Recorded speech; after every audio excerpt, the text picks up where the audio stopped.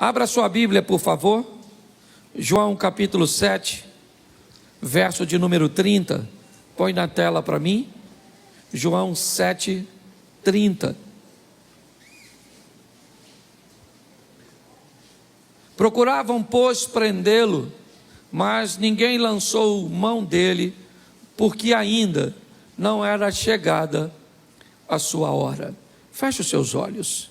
Senhor nosso Deus e Pai, em nome de Jesus, continua falando conosco, usa-me como um canal de bênção nesta hora, ó Pai, e que possamos sair daqui diferente do que entramos. O Senhor jamais reuniu um povo para despedir este povo de mãos vazias. Te damos graças em nome de Jesus.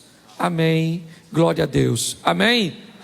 Eu quero falar um pouco com vocês sobre o tempo, as fases, as etapas da nossa vida.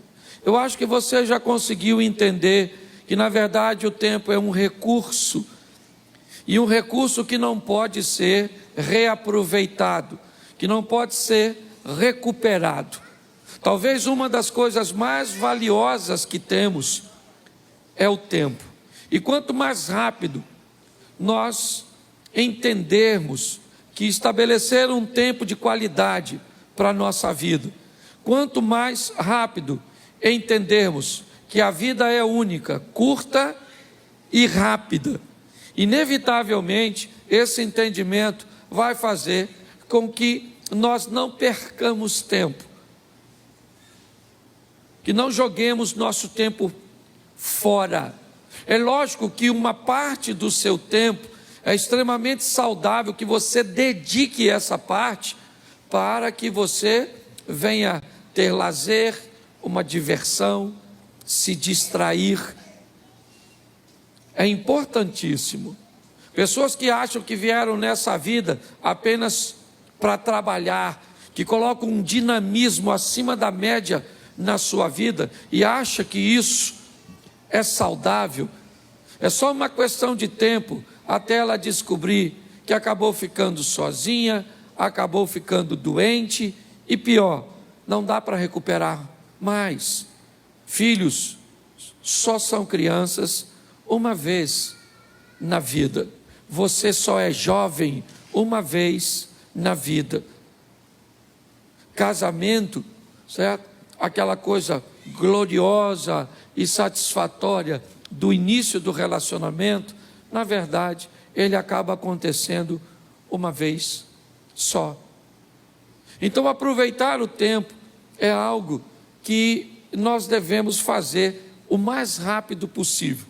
Nós estamos vendo um texto que diz que tentaram prender Jesus, mas ninguém conseguiu prendê-lo, simplesmente porque não era o tempo dele ser preso.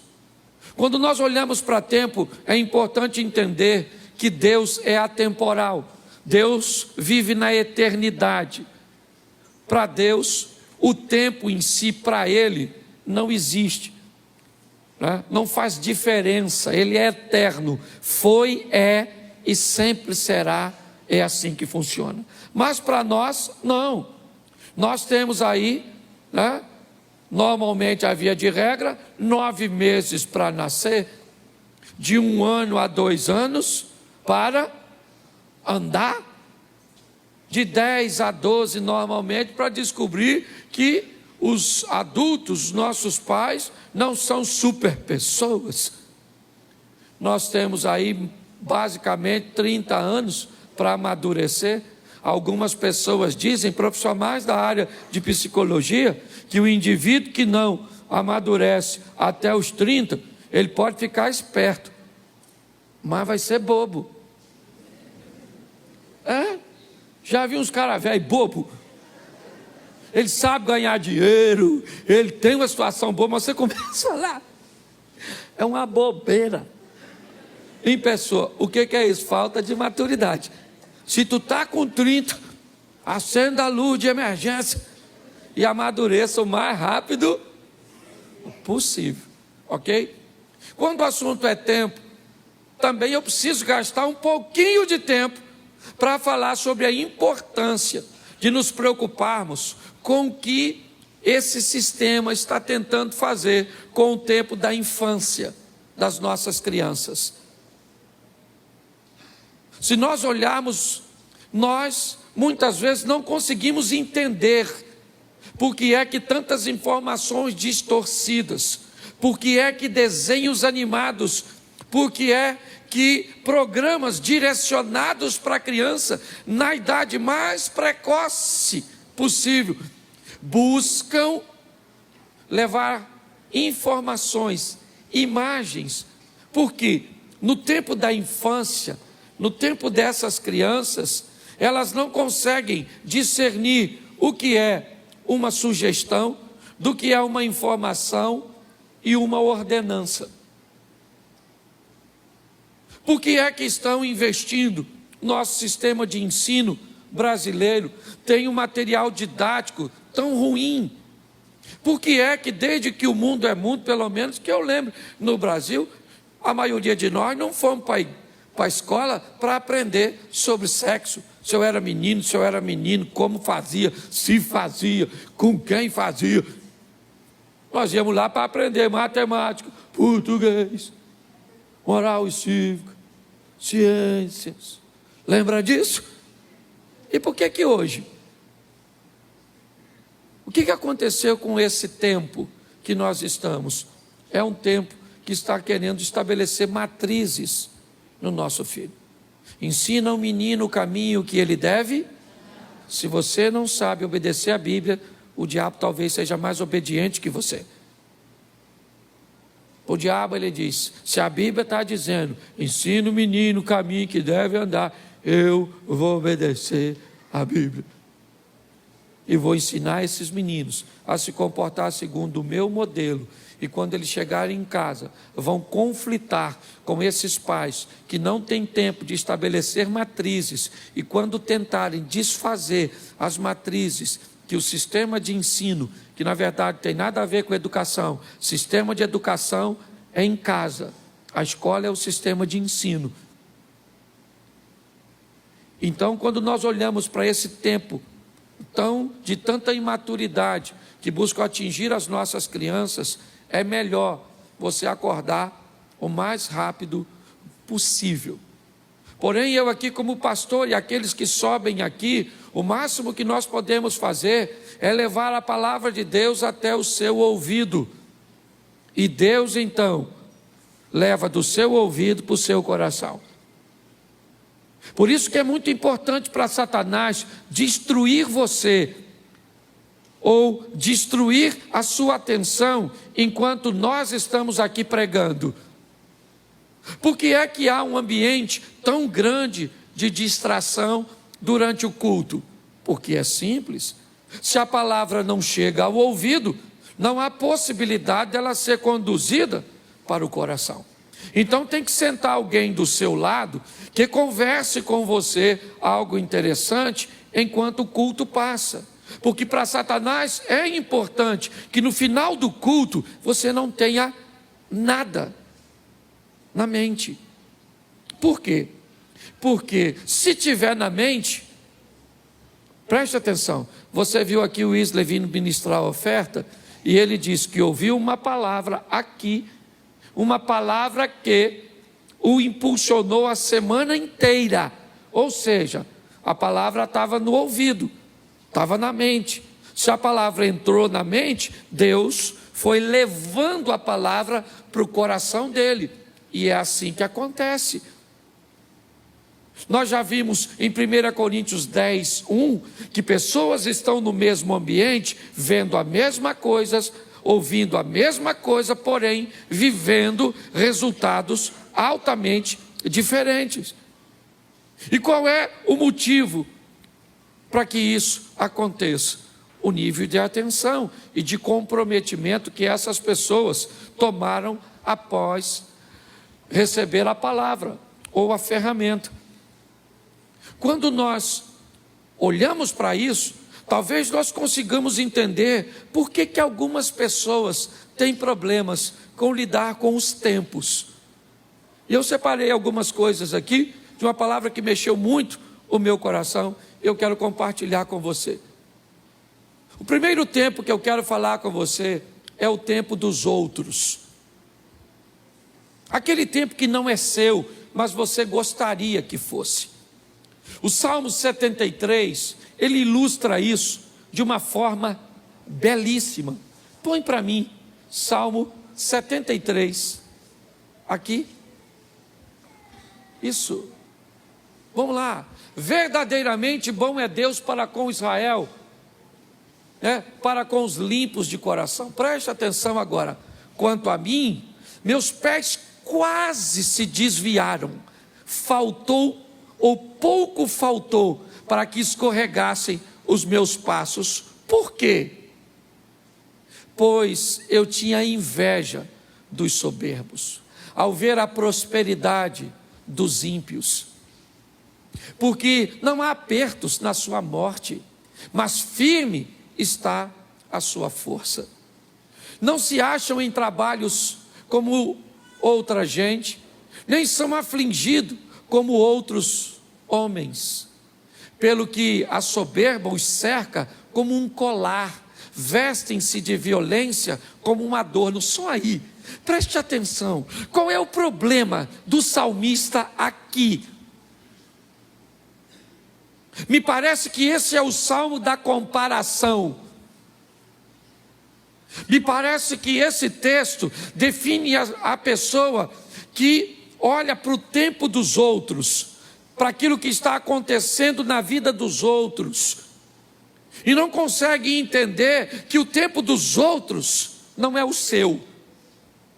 Muitas pessoas se perdem canalizando tanta atenção para o que está acontecendo na casa do vizinho, na empresa do vizinho, na igreja do outro pastor, que esquece de canalizar suas forças para fazer as coisas acontecerem na sua própria vida.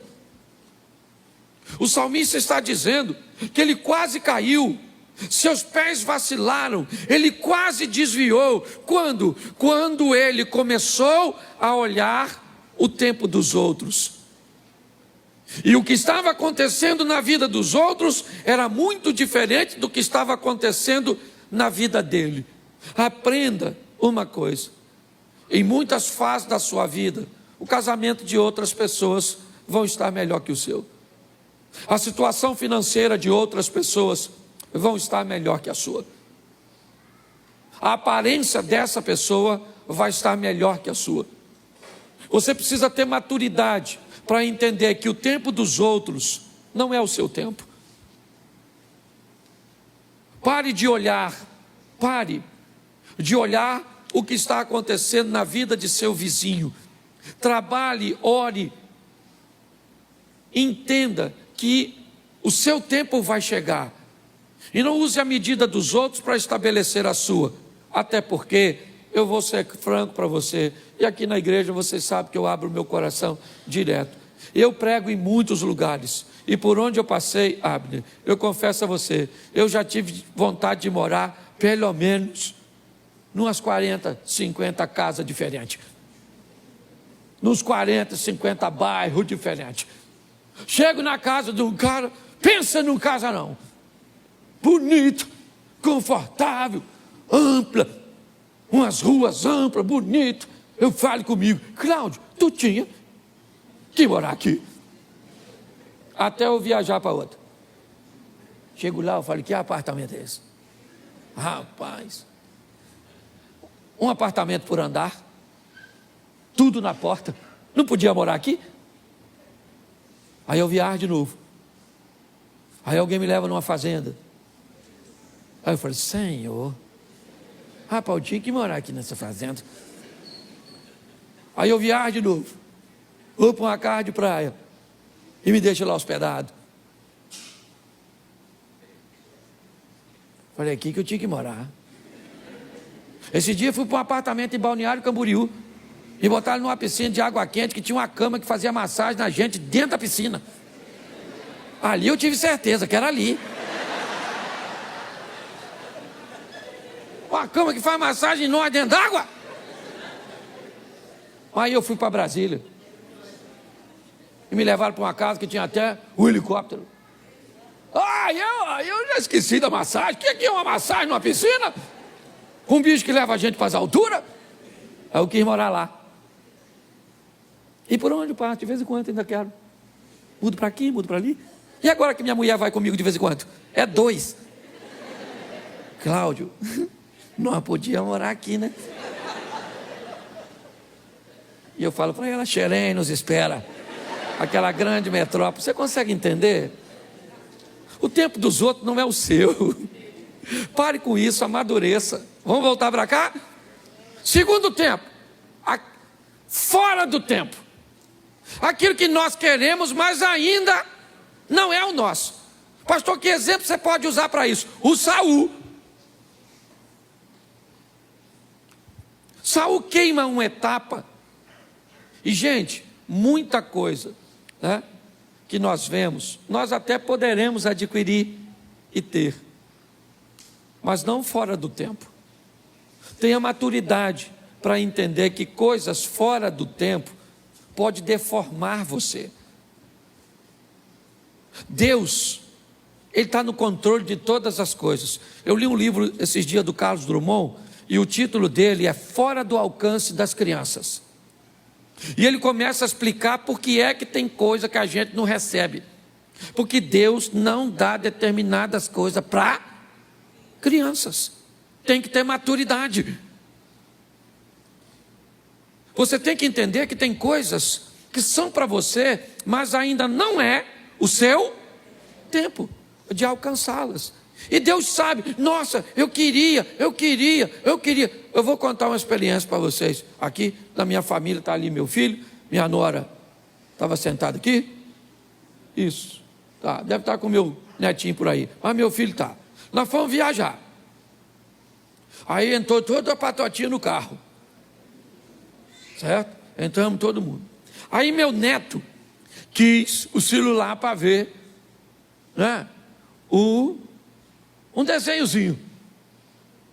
Aí minha nora falou assim, você vai passar mal, Miguel. Mas ele, sabe como é que é criança, né? Aí minha nora, gentilmente, uma mãe amorosa, cedeu o celular. Ele começou a ver. Um tempinho depois, ele começou a enjoar. Dentro do carro, escuta só. Certo? Dentro do carro. Ele podia? Sim. Mas era o tempo de ter? Não. Nós fizemos uma paradinha. O que nós fizemos? Ele pediu um biscoito. Era para dar? Nós demos. Eu fui um incentivador. Dá um biscoito para esse menino. Vô é assim, né? Diz que vô é um burro que o filho amansou para o neto montar. Falei, dá esse menino precioso, esse garoto aqui do vovô. Toma, menino. Comeu. Começou a ficar zonzo. Dentro do carro. De repente. Assim. As coisas do interior dele começou a sair. Ele vomitou. Dentro do carro. Paramos, limpamos, tudo. E você sabe que o cheiro. Limpamos tudo e segue viagem. Com aquele cheiro. E eu estou aqui conversando com Deus, que experiência era aquela? E Deus falando ao meu coração, é desse jeito que eu não ajo. Você sabia que o celular ia fazer mal? Você cedeu, porque você é bonzinho. Você sabia que o biscoito ia piorar? Você deu. E agora, Cláudio Soares Duarte, pastor. Porque quando é minha mulher, só fala Cláudio Duarte. Quando é Deus, fala o nome todo e ainda usa pastor, que é para chamar a atenção. Vai fazer a viagem com esse cheiro, que não sai não. Sabe o que eu aprendi? Quando é fora do tempo, Deus não dá. Você pode espernear do jeito que você quiser, que Ele não vai se sensibilizar com você, porque Ele quer ser o melhor. Deus não age dessa forma. Então, se for fora do tempo, querido, Não queira queimar etapa, porque o negócio vai dar ruim. Está lá com Moisés, fora do tempo, achou que era o libertador, se lascou, foi para o deserto. O tempo de Deus é correto, aguarde o que Deus tem a fazer por você, amém? Ele não chega atrasado na sua vida, no seu casamento, ele não chega, ele sabe o que está fazendo, ele está cuidando de você. Muitas pessoas se atrapalham querendo coisas fora do seu tempo. Nós temos aqui para adiantar também aquilo que está no tempo para acontecer. E aprenda uma coisa nessa vida: toda oportunidade, ela tem um tempo de duração. Você precisa saber qual é o seu tempo de casar. Não queira casar antes da hora, e também não case depois. Não queira ter filho antes da hora, mas também não tenha filho velho demais, que pensa no pessoal chato. Essa turma que tem filho depois de velho é uma tribulação, uma tribulação, uma tribulação e uma tribulação. Quem tem um filho novo demais, não está preparado para criar o filho. Quem tem filho velho demais, parece que o menino é um bibelô. Não vamos entrar aqui na igreja, porque pode, certo, ter bactéria. Bactéria deve ter na sua cabeça, infeliz.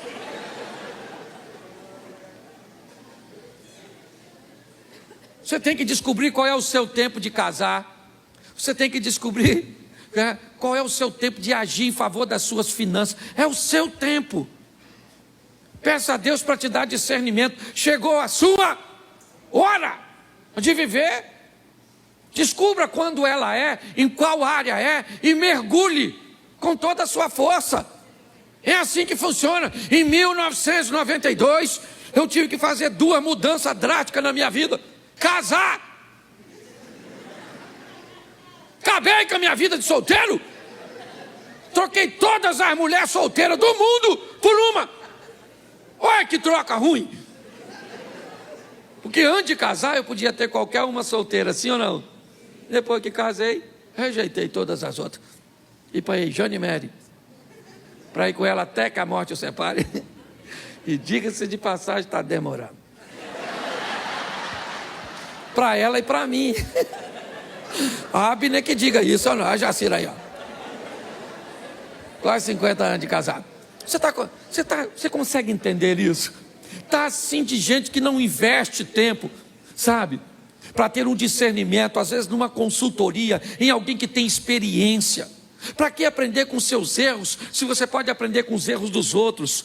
Procure pessoas, a vida está fazendo aqui na igreja, aqui nessa igreja, você tem pessoas com tanta experiência, que pode dar noção de casamento, pode dar noção de ambiente corporativo, de quais são as profissões promissoras. Você está envolvida num ambiente, onde você pode receber informações extraordinárias, para ajudar a você agir no tempo correto. Mas você não aproveita isso. Você tem que descobrir seu tempo. Qual é o seu tempo? Jesus está no casamento de Caná. Maria fala para ele, eles não têm vinho. Jesus disse, ainda não é chegada a minha hora. Calma, eu sei o meu tempo. Nós precisamos amadurecer para entender isso. A menina tem 12 anos, eu já sou uma moça. Pai, posso namorar? Com 12, eu vou buscar o boneco da Barbie, o Ken. Você namora ele. Mas eu já sou uma mulher. Ô menina, vai assistir Chiquitito e não me perturba. Menino, 13 anos, acho que é um homem. Não paga uma conta. Qualquer coisa que vai fazer, está cansado. Não estuda direito. Nada. Aí vê uma menininha. Eu já estou no tempo de namorar. Eu acho que você está no tempo de eu castrar você, não é? Você sossegar esse fogo. Você está rindo, mas é sério. Você tem que entender o tempo da espiritualidade. O tempo de investir em leitura, em busca por Deus. É muito importante isso, gente.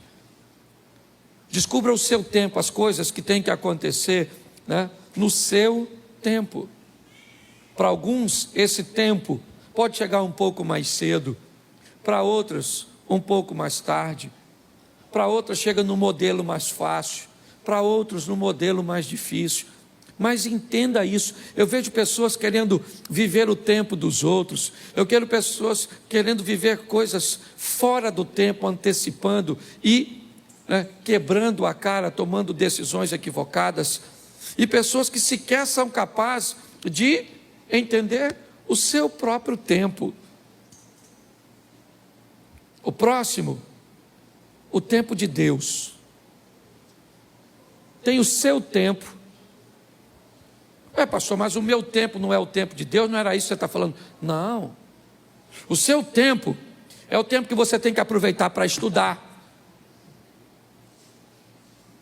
é o tempo que você tem que aproveitar para investir em você. O tempo de Deus é aquilo que Deus quer fazer na sua vida, e é importante você entender isso.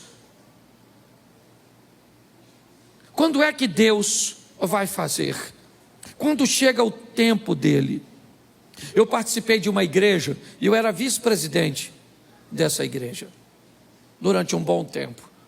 E muitas vezes eu vi pessoas querendo criar conflitos entre o pastor presidente e a mim, querendo que eu o confrontasse, criasse problemas, porque muitas pessoas, por algum motivo, afinidade ou outras coisas, ou por uma visão equivocada, viam uma liderança pastoral na minha vida. Mas eu entendi que aquele não era o tempo de Deus para a minha vida, e que o tempo de Deus para a minha vida ia chegar. Hoje, eu procuro, primeiro, não olhar para o que está acontecendo na vida e no tempo dos outros. Hoje, eu procuro olhar de uma forma sábia para não querer as coisas fora do tempo. Eu busco a maneira, de aproveitar todas as oportunidades para entender o meu tempo, sabe, aquilo que Deus está preparando para mim, ou me dando a oportunidade de viver. Mas o tempo de Deus, no que diz respeito principalmente a ministério, a ações que vão mudar a nossa vida, precisa ser entendido. Quando eu olho para Davi, sendo ungido por Samuel como rei, sabia que o trono era seu futuro. Profecias, se é que eu posso chamar isso de profecias, mas incentivo, que diziam: mata o camarada, porque se você matar, você se torna o rei. Ele disse: mas esse não é o tempo. Para que o tempo e que as coisas de Deus se cumpram na minha vida, eu não preciso puxar o tapete de ninguém. O que Deus tem para mim é meu. É assim que funciona. Eu não estava em casa, é o que Davi poderia dizer, quando Samuel esteve lá, todos os meus irmãos estavam lá. Eu estava no campo trabalhando, mas ninguém comeu nada, e o ungido fui eu, porque o tempo de Deus chegou para a minha vida. É importante você entender isso. Se nós não amadurecermos para dar uma olhada nisso, está assim de gente vivendo fora do tempo. Adultos vivendo como adolescente, pessoas que tinham uma situação financeira melhor ontem e hoje continuam gastando no mesmo tempo. É assim que funciona. Homens casados vivendo tempo e comportamento de solteiros, pessoas invertendo tudo e pior, trazendo dores, desconfortos, adversidades para a sua vida. Está na hora de você tomar uma decisão para mudar a sua história. É para isso que você vem à igreja, sabe para quê? Para entrar pelo teto paralítico e para sair pela porta andando. Nós vamos para a presença de Jesus para sair de lá melhor do que entramos. Esse é o propósito. Sair daqui uma esposa melhor, um marido melhor, um colaborador melhor, um empresário melhor, um pastor melhor, um amigo melhor. É para melhorar. O trabalho do Senhor tem o propósito de nos levar para a próxima fase da nossa vida. E para me encerrar, por causa do tempo, nós temos o fim dos tempos. Nós temos aqui, rapidinho, o tempo dos outros, fora do tempo, o meu tempo, o tempo de Deus e o fim dos tempos.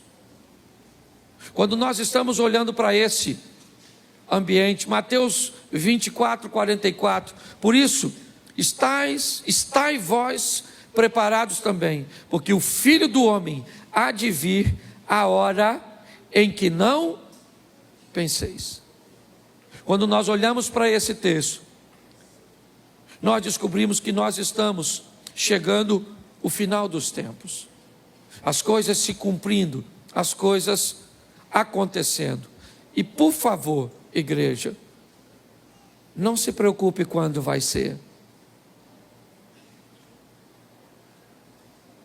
Não fique preocupado se é amanhã, se é no ano que vem. Não fique preocupado. Tenha uma preocupação: eu preciso estar preparado. Quando a trombeta tocar e Cristo voltar para buscar a sua igreja, e Ele vai voltar, porque Ele não é homem para que minta, nem filho do homem para que se arrependa. E por que é que nós investimos em vidas aqui para melhorar a sua qualidade? Porque não há evangelismo maior e melhor do que alguém olhar para você e ver Deus. Terça-feira passada, eu levei a Mary para pregar numa igreja e um pastor me chamou. Ele trabalhava na usina de Angra e ele me disse que com ele trabalhava um alemão que entendia pouquíssimo português e que falava inglês e alemão. E ele disse que criou um laço de amizade, mas que a comunicação era muito difícil entre eles. Mas que ele buscava, dentro das suas limitações, pregar Jesus para aquele homem de uma língua tão desafiadora. O homem entendia pouco, mas quem pregava era muito crente. Falava pouco e vivia muito. Dava um testemunho. O cara gostava demais dele e tolerava até ouvi-lo sem entender muitas coisas. O homem foi embora para a Alemanha e não se viram mais. Um tempo depois ele recebe a ligação da filha deste homem. E criou uma maneira, não entrei em detalhes, para comunicar a ele, que depois que o pai dela havia voltado para a Alemanha, ele aceitou Jesus como Salvador. E ele tinha falecido lá na Alemanha. E que ele deveria pegar um avião e ir à Alemanha, porque o pai dela, antes de falecer, deixou uma herança para ele, que ia mudar a vida dele. Muito mais do que o que falamos, meus irmãos, vale o que nós vivemos. A nossa sociedade está cheia de palavras, cheia de historinhas.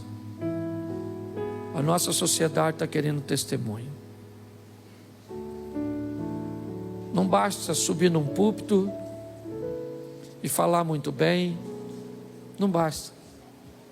As pessoas querem conviver com a gente, para ver como a gente vive, como a gente trata as outras pessoas, como tratamos a nossa família. Esse é um tempo que estamos vivendo, onde o Senhor está voltando.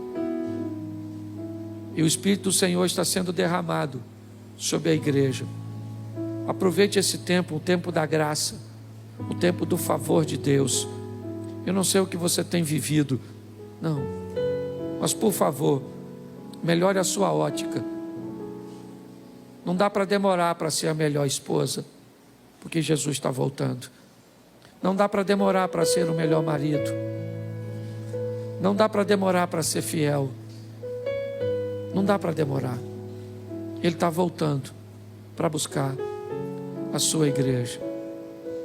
O mundo está precisando disso. Se você acha que está desafiador agora, imagine esse período do ano que vem, o período das eleições. Deixa eu avisar a igreja de uma vez. Em julho do ano que vem, eu vou tirar um tempo para falar de política aqui na igreja. Em julho. Vou mostrar um pouco a igreja. Alguns já sabem, outros, eu não gosto de fazer isso, mas eu acho importante. E a partir de julho, nós não vamos mais falar de política na igreja até a eleição terminar. A partir de julho, e assim que acontecer a liberação da propaganda eleitoral, eu vou pedir o favor de todos da igreja que tiverem um adesivo de política no seu carro, não estacionar dentro das nossas dependências, e que aqui dentro nós não vamos falar de política. Nós vamos orar por nossa nação, porque nós estamos aí praticamente entrando numa guerra. Talvez muitos de vocês, na última eleição, perderam relacionamentos de familiares e de amigos que saíram do grupo ou removeram você e que nem fala mais contigo direito por causa de uma eleição. Isso é um absurdo. Mas nós vamos orar para a nossa nação. A minha rede social não tem nada a ver com a igreja. E na minha rede social eu faço o que eu quiser, desde que eu não quebre princípio. Mas aqui nesse púlpito nunca subiu um político que eu franqueasse para ele esse microfone. Sempre orei e oro a todos que virem aqui. Mas nós estamos chegando num tempo, igreja, que não dá para relaxar. É o final dos tempos.